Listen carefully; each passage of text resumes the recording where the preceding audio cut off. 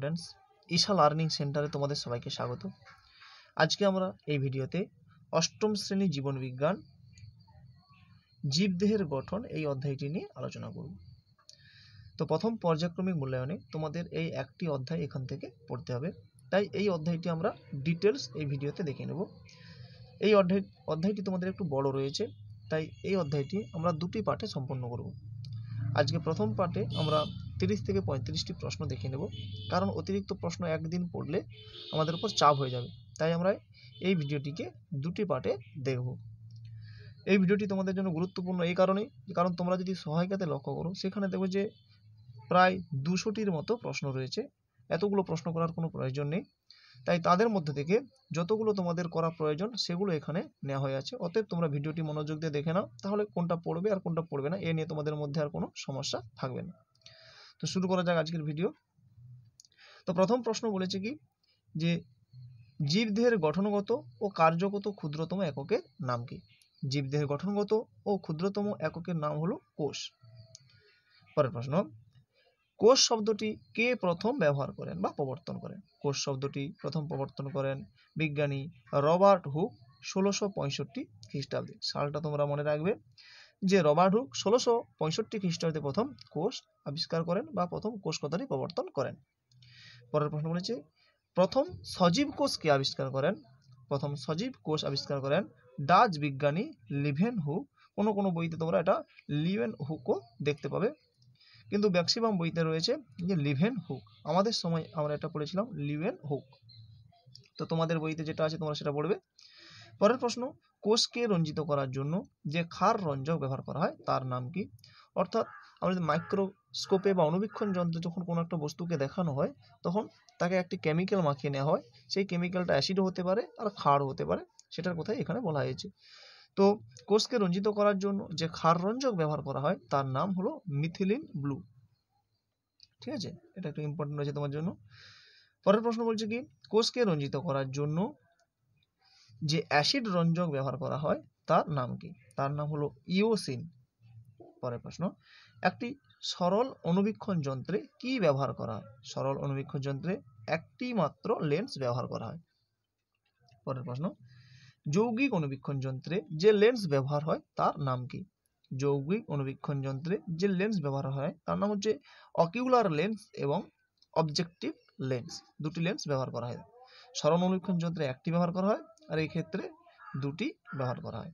পরের প্রশ্ন ভুল প্রচলিত এখন, ইলেকট্রন অনুবীক্ষণ যন্ত্রে আলোর পরিবর্তে কি ব্যবহার করা হয়? নাম থেকেই বুঝতে পেরেছো যে ইলেকট্রন অনুবীক্ষণ যন্ত্রে আলোর পরিবর্তে দ্রুত গতির ইলেকট্রন প্রবাহ ব্যবহার করা হয়। পরের প্রশ্ন, ইলেকট্রন অনুবীক্ষণ যন্ত্রে লেন্সের পরিবর্তে কি ব্যবহার করা হয়? ইলেকট্রন অনুবীক্ষণ যন্ত্রে লেন্সের পরিবর্তে তড়িৎ চুম্বক ব্যবহার করা হয়। পরের প্রশ্ন, ইলেকট্রন অনুবীক্ষণ যন্ত্রে কোনো বস্তুকে কত বড় করা যায়? ইলেকট্রন অনুবীক্ষণ যন্ত্রে কোনো বস্তুকে 50,000 থেকে 3 লক্ষ গুণ বড় করা যায়। কল্পনা করে দেখেছো কত বড় হবে? পরের প্রশ্ন বলছে জীবের আকার যত বড় হবে ব্যাস তত বেশি হবে।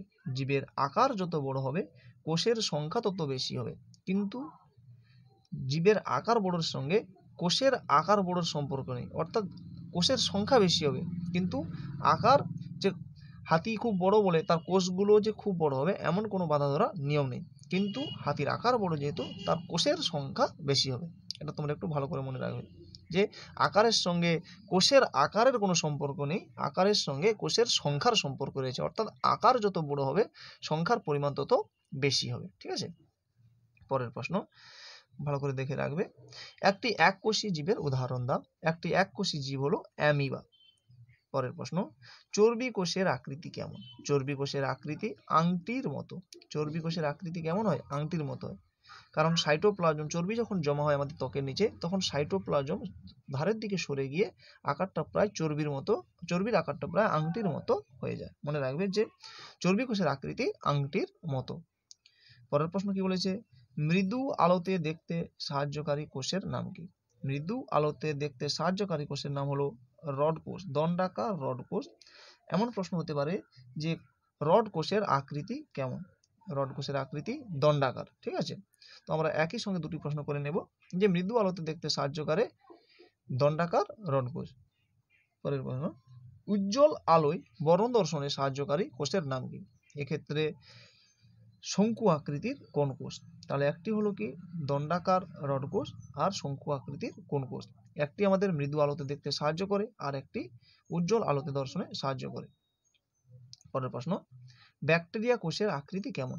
ব্যাকটেরিয়া কোষের আকৃতি নানা রকম হতে পারে, সেটা গোলাকার হতে পারে, রডের মতো হতে পারে, কমা চিহ্নের মতো হতে পারে।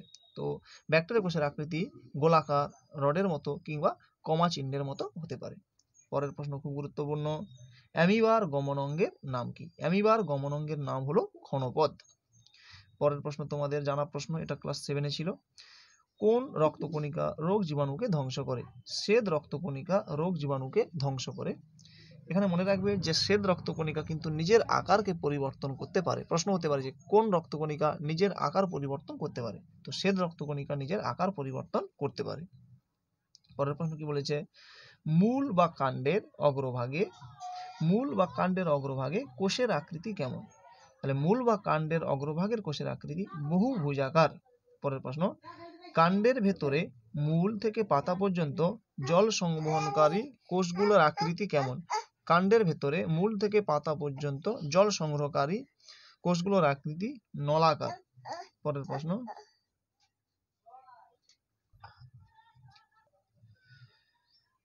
কোনো ডিম্বাকার কোষ ক্যান্সার কোষে রূপান্তরিত হলে তার আকৃতি কেমন হয়?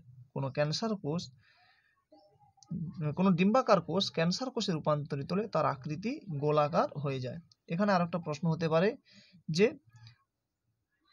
কোন কোষের সংখ্যা বেশি বলে বা কার সংখ্যা বেশি হলে ক্যান্সার হওয়ার সম্ভাবনা বৃদ্ধি পায়? মনে রাখবে যে লাইসোজোমের সংখ্যা বৃদ্ধি পেলে ক্যান্সার হওয়ার সম্ভাবনা বৃদ্ধি পায়। আর ডিম্বাকার কোষ ক্যান্সার কোষে রূপান্তরিত তার আকৃতি গোলাকার হয়। পরের প্রশ্ন, কোষের আকার পরিমাপ করা হয় কোন এককে? কোষের আকার পরিমাপ করা হয় মাইক্রোমিটার বা মাইক্রন এককে। পরের প্রশ্ন বলছে কি 1 মাইক্রোমিটার সমান কত? 1 মাইক্রোমিটার সমান 1 মিটারের 10 লক্ষ ভাগের 1 ভাগ। মনে রাখবে 1 মিটারের 10 লক্ষ ভাগের 1 ভাগ। পরের প্রশ্ন কি বলেছে যে 1 ন্যানোমিটার সমান কত অংশ? 1 ন্যানোমিটার সমান 10 অ্যাংস্ট্রম। এটা হচ্ছে অ্যাংস্ট্রম চিহ্ন, ঠিক আছে? তাহলে 1 ন্যানোমিটার সমান 10 অ্যাংস্ট্রম। পরের প্রশ্ন, খালি চোখে দেখা যায় এমন একটি কোষের উদাহরণ দাও। খালি চোখে দেখা যায় এমন একটি কোষ হলো ডিমের কুসুম। ডিমের ওপরের যে সাদা অংশ সেটা হচ্ছে অ্যালবুমিন প্রোটিন, আর ভেতরে যে হলুদ রঙের অংশটা থাকে সেটাকে বলা হয় ডিমের কুসুম। আর সেটা হচ্ছে একটি মাত্র কোষ যা আমরা খালি চোখে দেখতে পাই। পরের প্রশ্ন, মানব দেহের দীর্ঘতম কোষের নাম কি? মানব দেহের দীর্ঘতম কোষ হলো স্নায়ু কোষ। আর মানব দেহের সব থেকে বড় অঙ্গ হচ্ছে কি? আমাদের ত্বক। এটা মনে রাখবে যে মানব দেহের সব থেকে বড় অঙ্গ হচ্ছে ত্বক বা চামড়া। পরের প্রশ্ন, খাদ্য গ্রহণ, পরিপাক, শোষণ, আত্তীকরণ ও অপাচ্য খাদ্য বহিষ্করণের প্রক্রিয়াকে কি বলে?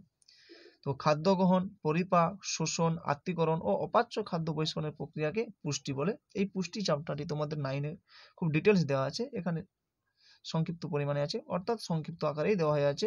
খাদ্য গ্রহণ, পরিপাক, শোষণ, আত্তীকরণ, এই যে অপাচ্য খাদ্যের যে বহিষ্করণ, এই টোটাল প্রক্রিয়াটাকে বলা হয় পুষ্টি।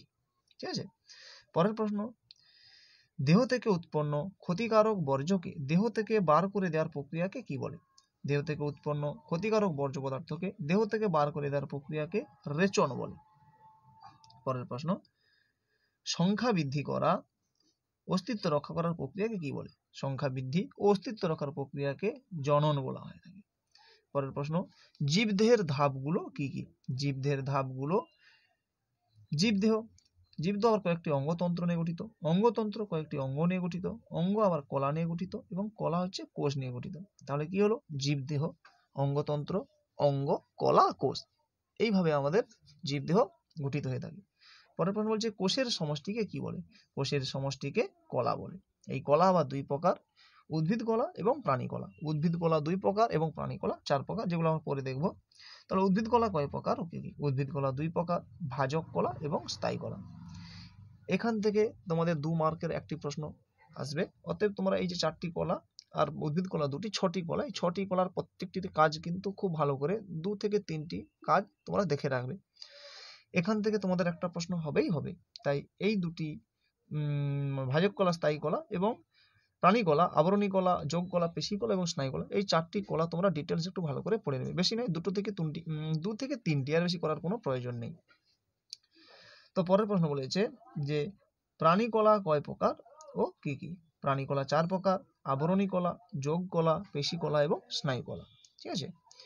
পরের প্রশ্ন বলেছে যে নতুন অঙ্গ সৃষ্টি করা, সংবহন কলা গঠন করা, উদ্ভিদের দৈর্ঘ্য বৃদ্ধি প্রভৃতি কোন কলার কাজ? ভাজক কলার কাজ। অর্থাৎ ভাজক কলা কি করে? নতুন অঙ্গ সৃষ্টি করে, সংবহন কলা গঠন করে, উদ্ভিদের দৈর্ঘ্য বৃদ্ধি ঘটায়, এগুলো সব ভাজক কলার কাজ। আর স্থায়ী কলার কাজ কি? না খাদ্য সংশ্লেষ করা, সঞ্চয় করা এবং জল সংবহন করা, ক্ষত নিরাময় করা কোন কলার কাজ? এখানে প্রশ্ন হতে পারে ক্ষত নিরাময় করা কোন কলার কাজ? অবশ্যই স্থায়ী কলার কাজ। ঠিক আছে। পরের প্রশ্ন বলেছে, আচ্ছা এখান থেকে আমরা আজকে এই পর্যন্তই পড়ব। পরবর্তী ভিডিওতে আমরা এরপর থেকে অর্থাৎ 36 থেকে আমরা বাকিগুলো আলোচনা করব, কারণ একদিন বেশি প্রশ্ন পড়ে নিলে সবগুলো গুলিয়ে যাবে। তাই পরবর্তী ভিডিওতে আমরা পরবর্তী প্রশ্নগুলো আলোচনা করব। এই ভিডিওতে এই পর্যন্ত। তোমরা যদি মনোযোগ দিয়ে এই ভিডিওগুলোই দেখে নাও তাহলে কিন্তু এর বাইরে কিছু পড়তে হবে না, অটোমেটিক্যালি তোমাদের পড়াগুলো হয়ে যাবে। তাই তোমরা ভিডিওগুলি মনোযোগ দিয়ে দেখে নেবে এবং চ্যানেলটিকে সাবস্ক্রাইব করে নেবে যাতে পরবর্তী ভিডিওগুলো পেতে তোমাদের অসুবিধে না হয়। তো এই ভিডিওতে আজকে এই পর্যন্ত। পরবর্তী ভিডিওতে আমরা পরবর্তী প্রশ্নগুলো নিয়ে আলোচনা করব। ধন্যবাদ।